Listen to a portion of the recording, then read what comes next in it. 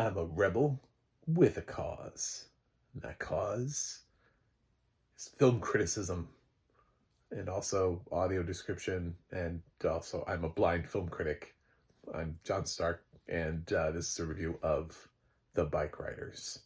So, yeah, this is a film that had some Oscar buzz last year, and then it got shifted out of Oscar season.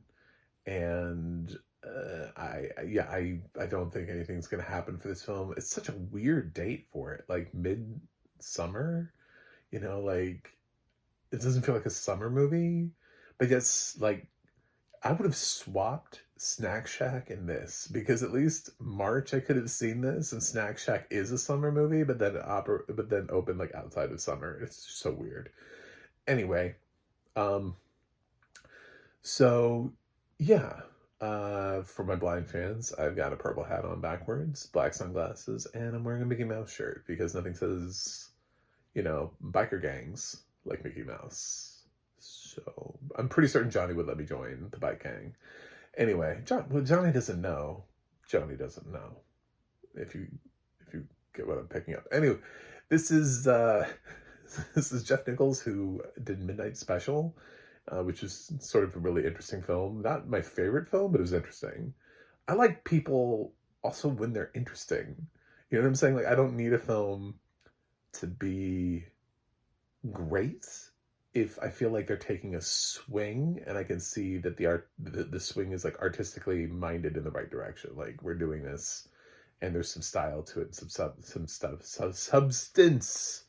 Jesus. Anyway, yes. So this has Austin Butler, Tom Hardy, uh, Norman Reedus, because I feel like Norman Reedus wasn't cast in the film, but Norman Reedus heard that there was a movie about motorcycles and just drove onto the set and was like, I'm in this movie. And they were like, can you leave? We didn't cast you. And he's like, I'm in this movie. I'm not leaving. You can't do a motorcycle without me. Legally. It was a bill that was passed by Congress. I must be in everything with motorcycles.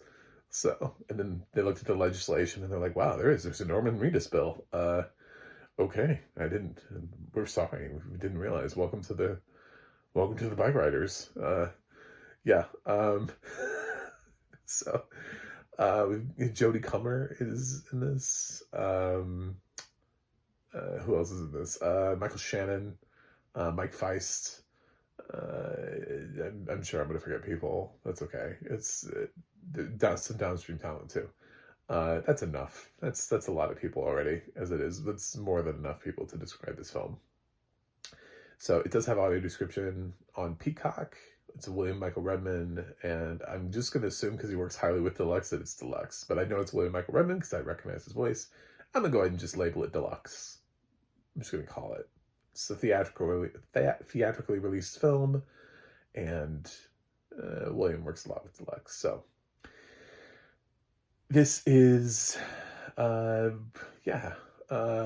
it's based on a journalist's experience, but I think a male journalist's experience checking out bikes, but yet the story is told from Jodi Comer's experience as sort of like this one woman who gets sort of attached to one of the bikers, and she's kind of telling the story. And Jodi Comer has this really specific regional accent, that don't you know kind of accent to her. It's very interesting to hear Jodi Comer speak with that. I was like, wow, it kind of reminded me of Juno Temple when she did it in this last season of Fargo. I was just like, wow, you're really good at this. Freakishly good at this. She's completely changed her voice. I think if you watched Killing Eve, you'd be like, this is not her. This isn't the same person. Can't be. This isn't the girl from the last duel. This is not, get away from me. Get out of here with that. Austin Butler he's sort of a soft-spoken man, and I can't really fully tell if he shed the Elvis thing for this. But I think because he's kind of just always kind of, this is very meditative in this. A lot of the dialogue goes to Tom Hardy, who plays Johnny, who ends up being the leader of the Vandals. I feel like that's right. The Vandals is the name of this group. And they are one of like the early motorcycle gangs in like the 1960s. And they start out sort of like as a motorcycle club. They're not really violent. They're not running drugs or anything like that. This isn't Sons of Anarchy. But they are kind of occasionally doing like law-breaking things and skirting the law and thumbing their nose at society and counterculture and all that kind of stuff. Where it comes into play is that Jodi Comer has sort of this experience / run-in with them, and Austin Butler takes her home one night and basically camps outside her house until she goes with him, until her boyfriend breaks up with her and leaves. And then it's the weirdest thing. I'm like, what is this scene? What are we doing here? I'm like, I don't understand. Because I was like, if I was her boyfriend and there was a dude in a motorcycle standing outside my house, I would just be like, well, okay, if you want to, do you not need to use the bathroom? It's a very weird scene because it's like, do you need to pee, sir? You've been out here for a while. Are you hydrated? Like, you need water? Like, it's one of those things that works really well. Like, it's cool for a movie, but then it doesn't really work when you're actually thinking about it, because you're like, where does he go to the bathroom? He hasn't had anything to drink in a substantial amount of time. Like, the adult things start running through your head. But anyway, Jodi Comer ends up riding off with him, and then she ends up sort of being a part of this biker gang and falling in love with Austin Butler. And Austin Butler is a part of this thing that's led by Tom Hardy's character, who starts developing sort of like the rules of the biker club, and you get to see those sort of play out, and then how biker clubs want to expand. And there's this other character, the kid, who comes along, and he plays an integral part. And she's worried about his life, and at one point, she's like, you gotta choose. I gotta do her voice. I can't do her voice. I can't do that for that long a time. I haven't.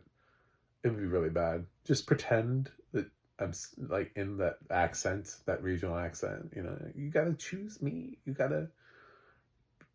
can't just keep doing this for the rest of your life. See, that's really bad. It's a terrible accent. And Austin Butler kind of just has to figure out, like, what am I doing here? And she tries to go to Johnny and is like, help him not be in this club because he's gonna die in it. And that kind of thing. It's like it's like the pull and push, and it's also kind of unfair. It's like, you jumped into this, you knew exactly what he was, and you jumped into it, and I get like, I need to pull him out now. You fell in love with him, and he's in the gang life, and I want him out of the gang life. It's very weird.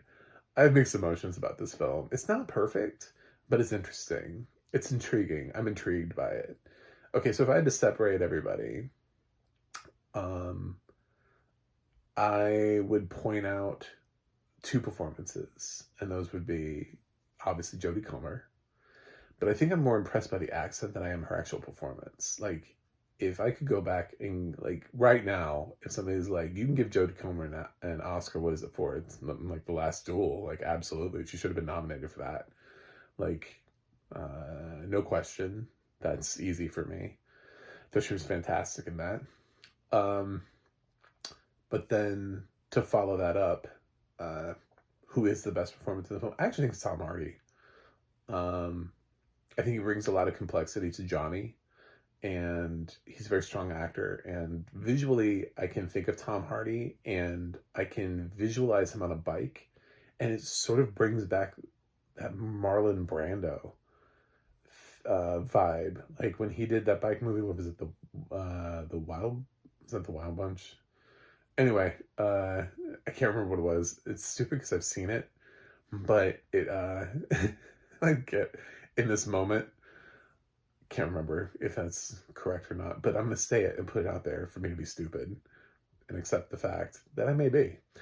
Um, but it feels like that to me. It feels like it's a throwback to those bygone era vibes of, men on motorcycles and what they look like. And um, I don't know, like, how much makeup and stuff he goes into here, but, maybe he looks really raggedy. I don't know. But it's Tom Hardy. He can be very pretty if he wants to be.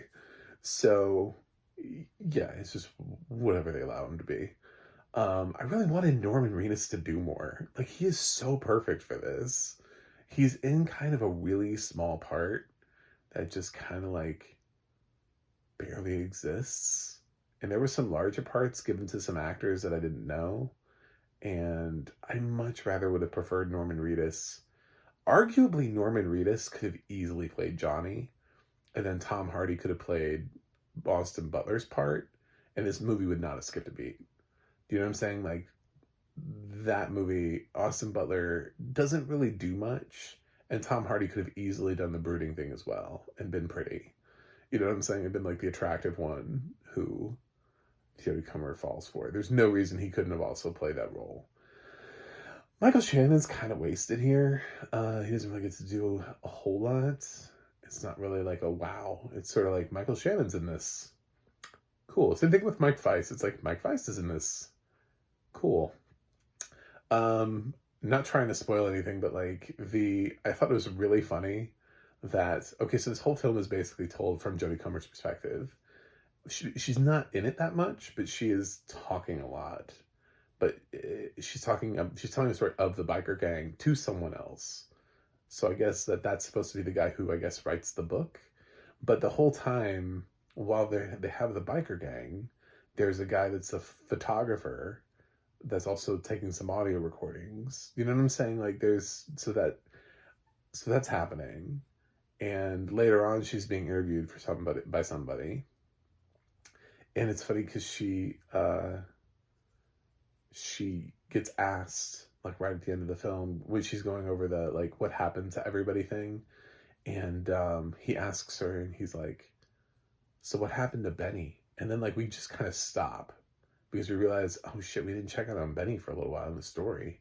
What did happen to Benny? And he's fucking outside, like, he's like sitting on the porch. I'm like, this is the worst journalist in the world. That is the worst setup writing. And Jeff Nichols just leans into it. Like, he just leans all the way in. He's like, oh my God, what did happen to Benny? And like, we see like a flashback of Benny and like her explanation of what happened. And then she like literally looks out a window and he's sitting there like on the porch, just like contemplating life. And I'm like, how did he get into the house and not me? Does he not know? What? I'm so confused. I need like a sequel to just explain how this dude got here without noticing Benny, so that he could ask that dumbass question, because it really like pissed me off at the end of the film. I was like, I feel like you needed to do that because you were like, let's wrap up on all the characters, and you're like, oh crap, that's right, we didn't actually finish Benny's storyline. But I would have switched that line to, tell me about you and Benny. Where are you at? Like, what are you doing? Like, what are you know what I'm saying? Instead of like, where is he? He's like, I don't know, he's right from there. What are you talking about? Where is he? Like, what about Benny? I don't know, he's right there. Why don't you go ask him? It's like, I thought that was so dumb. It's the little things in life where you're like, where it's like the little sort of like film incongruities where you're like, just like, it's probably, you could just, why didn't you just, I don't understand why you didn't just, it's sort of like him standing outside. I'm like, did you pee? Have you gone to the bathroom? Do you drink? I feel like in The Great Standoff, like if the boyfriend was really worried about Austin Butler being outside for so long, I'd be like, eventually he's just gonna die. He's gonna have impacted bowels or something, or die of dehydration. So just let him stand there. Anyway,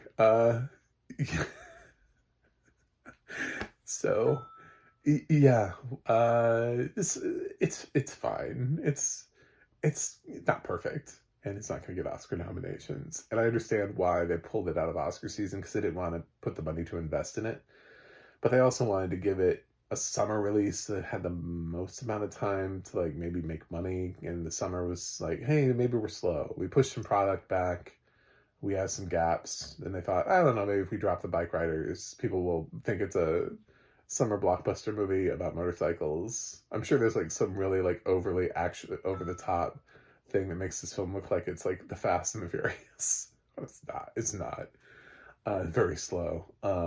It's more dramatic than Sons of Anarchy. Like Sons of Anarchy had more action in it. It was more thrilling and suspenseful.